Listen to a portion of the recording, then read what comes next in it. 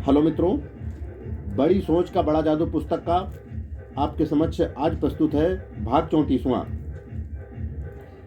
अपने विचारों के बारे में कुछ करने का मन बना लें। 5 या 6 साल पहले एक बहुत ही योग्य प्रोफेसर ने मुझे बताया कि वे एक पुस्तक लिखने की योजना बना रहे हैं। वे कुछ दशक पहले के एक विवादास्पद व्यक्ति की जीवनी लिखना चाहते थे।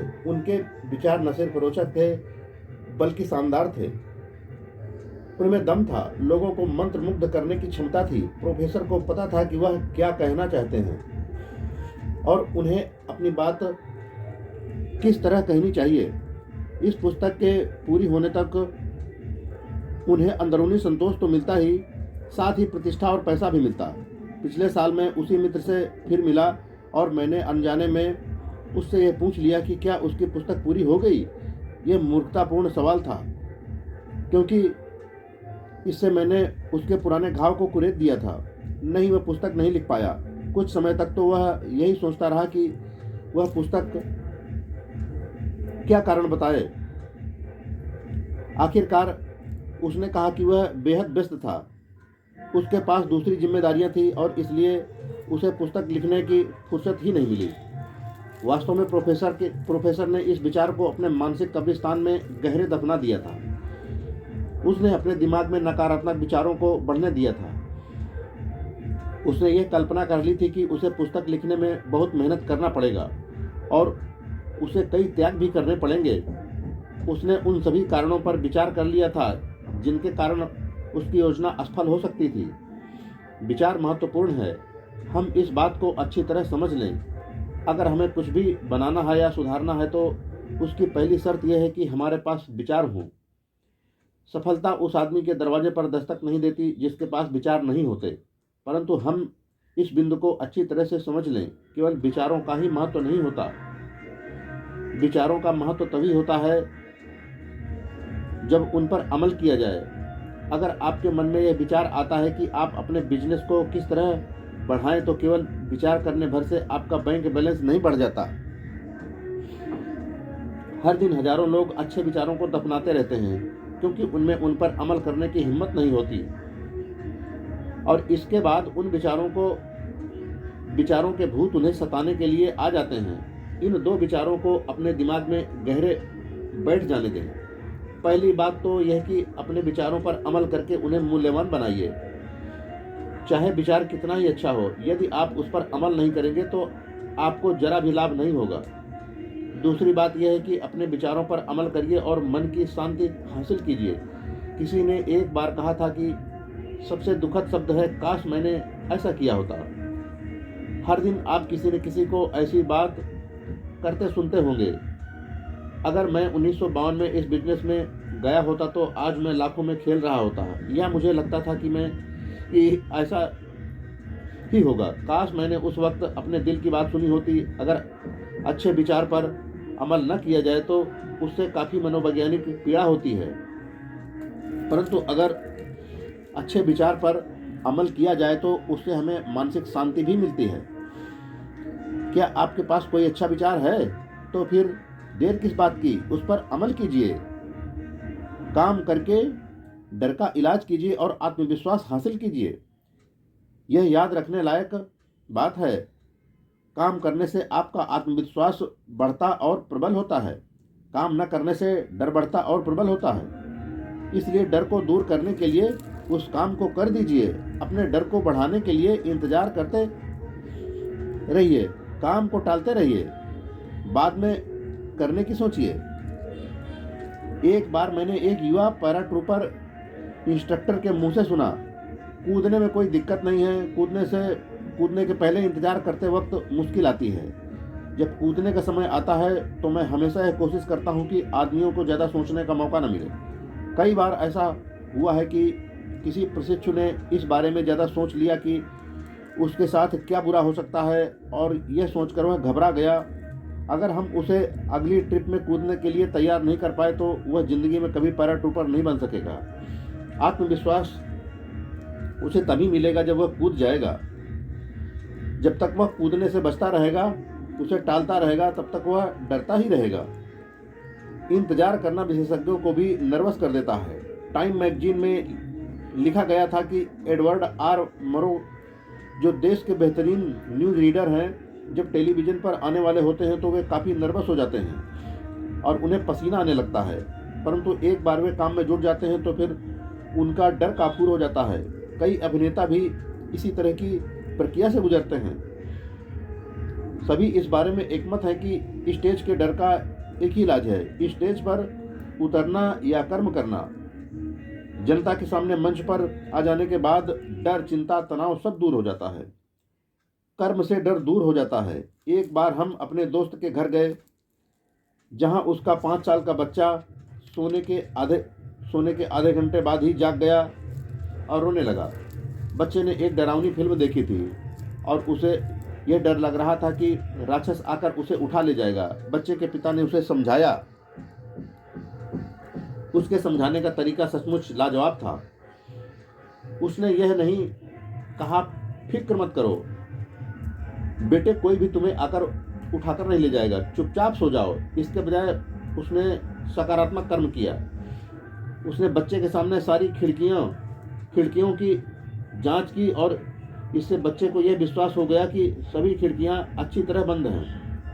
इसके बाद उसने बच्चे को प्लास्टिक की बंदूक उसके पास की टेबल पर रख दी और कहा, बिली, वैसे अगर तुम्हें कोई दिक्कत आए तो यह बंदूक तुम्हारे पास ही रखी है। अब जाकर छोटे बच्चे को चैन मिला, उसका डर दूर हुआ और 4 मिनट बाद ही वह गहरी नींद में सो गया। कई डॉक्टर लोगों को हानि रहित निष्क्रिय दवाइयां इसलिए देते हैं ताकि उनके मन को संतोष रहे। लोग डॉक्टर से नींद की गोली मांगते हैं, डॉक्टर उन्हें झूठ मूठ की नींद की गोली पकड़ा देता है। लोगों को गोली निगलने के बाद ऐसा लगता है कि उन्हें अच्छी नींद आती है, हालांकि गोली में कोई दवाई नहीं थी। इसके बावजूद उन पर इसका मनोवैज्ञानिक असर होता है और उन्हें अपनी तबीयत ज़्यादा अच्छी महसूस होती है। यह स्वाभाविक है कि हमें किसी न किसी तरह का डर सताए। इसका सामना करने के आम तरीके कई बार आपको कारगर नहीं लगेंगे। मैं कई सेल्समैनों से मिला हूँ जिन्होंने डर का इलाज करने की कोशिश की है, जैसे उन्होंने ग्राहक के घर के चारों तरफ 3 चक्कर लगाए हैं। यह एक काफ़ी पीली है, परंतु इन चीज़ों से समस्या हल नहीं होती। इस तरह के डर को दूर करने का बल्कि किसी भी तरह के डर को दूर करने का एकमात्र तरीका यह है कि उस काम को कर दिया जाए। अगर आपको किसी को फ़ोन करने में डर लगता है तो आप फ़ोन कर दीजिए और आपका डर गायब हो जाएगा। अगर आप इसे टालते रहेंगे तो आपके लिए फ़ोन करना दिनों दिन मुश्किल होता जाएगा। डॉक्टर के पास चेकअप करवाने के लिए जाने में आपको घबराहट होती है, जाइए और उसकी चिंता दूर हो जाएगी। हो सकता है कि आपको कोई गंभीर बीमारी ना हो, और अगर हो भी तो कम से कम आपको यह तो पता चल जाएगा कि आप किस हाल में हैं। अगर आप अपने चेकअप को टालते रहेंगे तो आपका डर बढ़ता जाएगा और एक नए दिन आप सचमुच इसी डर और चिंता के कारण बीमार पड़ जाएंगे। अगर आपको अपने बॉस के साथ किसी समस्या पर चर्चा करने में डर लगता हो तो चर्चा कर लें और आप पाएंगे कि आपकी चिंताएं चुटकियों में दूर हो गई। आत्मविश्वास जगाइए, कर्म करके डर को दूर भगाइए। अपनी मानसिक इंजन को चालू करें मशीनी तरीके से। एक युवक लेखक बनना चाहता था, परंतु उसने जो कुछ लिखा था वह सफल लेखन नहीं कहा जा सकता था। इस लेखक ने मेरे सामने यह स्वीकार किया, मेरी समस्या यह है कि कई बार पूरा दिन या पूरा हफ्ता निकल जाता है और मैं एक पेज भी नहीं लिख पाता। उसने कहा, लेखन रचनात्मक कार्य है, इसके लिए आपको प्रेरणा मिलनी चाहिए, आपका मूड होना चाहिए। ये सच है कि लेखन रचनात्मक होता है, परंतु मैं आपको एक सफल लेखक की बात बताना चाहता हूँ जिसने कहा था कि यही वह राज की बात है जिसके कारण वह इतना सफल लेखक बन पाया। मैं दिमाग को मजबूर करने वाली तकनीक का इस्तेमाल करता हूँ। मेरे पास हर काम की डेडलाइन मौजूद होती है और मैं प्रेरणा के आसमान से उतरने का इंतज़ार नहीं कर सकता। मैं मूड के सही होने का इंतज़ार भी नहीं कर सकता, मुझे मूड बनाना पड़ता है। यह रहा मेरा तरीका। मैं अपनी टेबल कुर्सी पर बैठ जाता हूँ, फिर मैं अपनी पेंसिल उठाकर लिखने बैठ जाता हूँ। जो भी मन में आता है मैं लिखने लगता हूँ। मैं हाथ चलाता हूँ और कुछ समय बाद मुझे पता ही नहीं चलता कि कब मेरा मस्तिष्क सही दिशा में चला जाता है और मुझे प्रेरणा मिल जाती है और मेरा सचमुच ही लिखने का मूड बन जाता है। कई बार जब मैं नहीं लिख रहा होता हूँ तब भी मेरे दिमाग में अचानक जोरदार विचार आ जाते हैं, परंतु ऐसे विचार मेरे लिए बोनस की तरह हैं। ज़्यादातर अच्छे विचार मेरे दिमाग में तभी आते हैं जब मैं काम करने बैठ जाता हूँ। कर्म होने से पहले कर्म करना पड़ता है, यह प्रकृति का नियम है। कोई भी चीज़ अपने आप शुरू नहीं होती। वे यंत्र भी नहीं जिनका आप रोजाना इस्तेमाल करते हैं। आपके घर में ऑटोमेटिक एयर कंडीशनर होगा, परंतु आपको अपना मनचाहा तापमान तो चुनना ही पड़ता है, कर्म करना पड़ता है। अपनी कार अपने आप गियर बदल देती है, परंतु उससे पहले आपको सही लीवर दबाना पड़ता है। यही सिद्धांत दिमाग के कर्म के बारे में भी सही है। आपको अपने दिमाग को सही गियर में लाना होगा, तभी यह आपके लिए सही काम करेगा। एक युवा सेल्स मैनेजर ने बताया कि वह किस तरह अपने सेल्समैनों को मशीनी तरीके से दिन शुरू करने का प्रशिक्षण देता है। हर सेल्समैन जानता है कि घर घर जाकर सामान बेचने वाले सेल्समैनों को कितनी दिक्कतों का सामना करना पड़ता है। हर सेल्समैन को सुबह की पहली बिक्री से डर लगता है। वह जानता है कि उसका दिन भारी गुजरेगा, इसलिए वह पहले घर का दरवाज़ा खटखटाने से बचता रहता है। वह 2 कप कॉफ़ी ज़्यादा पीता है। वह अड़ोस पड़ोस में फालतू घूमता रहता है और दर्जनों बेकार काम करता है, सिर्फ इसलिए कि वह पहले घर का दरवाज़ा खटखटाने से बच सके। मैं हर नए आदमी को इस तरह सिखाता हूँ। मैं उसे बताता हूँ कि शुरू करने का एक ही तरीका होता है और वह है शुरू करना। काम को टालो मत, उसके बारे में ज़्यादा सोचो मत, बस शुरू कर दो। अपनी कार खड़ी करो, अपना सैंपल केस निकालो, दरवाजे तक जाओ, घंटी बजाओ, मुस्कुराओ, गुड मॉर्निंग कहो और अपनी बात मशीनी तरीके से ग्राहक के सामने रखो और इसके बारे में ना तो ज़्यादा चिंता करो, ना ही सोचो। इस तरह दिन शुरू करने से आपकी हिचक दूर हो जाती है। दूसरे तीसरे घर के दरवाजे के सामने पहुंचते पहुंचते आपका दिमाग पैना हो जाएगा और आपकी प्रस्तुतियां अपने आप प्रभावी हो जाएंगी। एक आदमी ने कहा था कि जिंदगी की सबसे बड़ी समस्या गर्म बिस्तर से निकलकर ठंडे कमरे में आना है, और उसकी बात में दम था। आप जितनी देर तक बिस्तर पर पड़े रहेंगे और सोचते रहेंगे कि बाहर निकलना कितना कष्टदायक है, ऐसा करना आपके लिए उतना ही मुश्किल होता जाएगा। इस तरह की सीधी सादी सी बात में भी, जिसमें आपको अपनी चादर हटाकर अपने पैरों को फर्श पर रखना है, आपको डर लगता है। संदेश स्पष्ट है। जो लोग दुनिया में कुछ कर गुजरते हैं, वे इस बात का इंतजार नहीं करते कि कब उनका मूड सही होगा, बल्कि वे मूड को सही करने की सामर्थ्य रखते हैं। यह दो प्रयोग कीजिए। छोटे परंतु कष्टदायक कर्मों को करने के लिए मशीनी तरीके का इस्तेमाल कीजिए।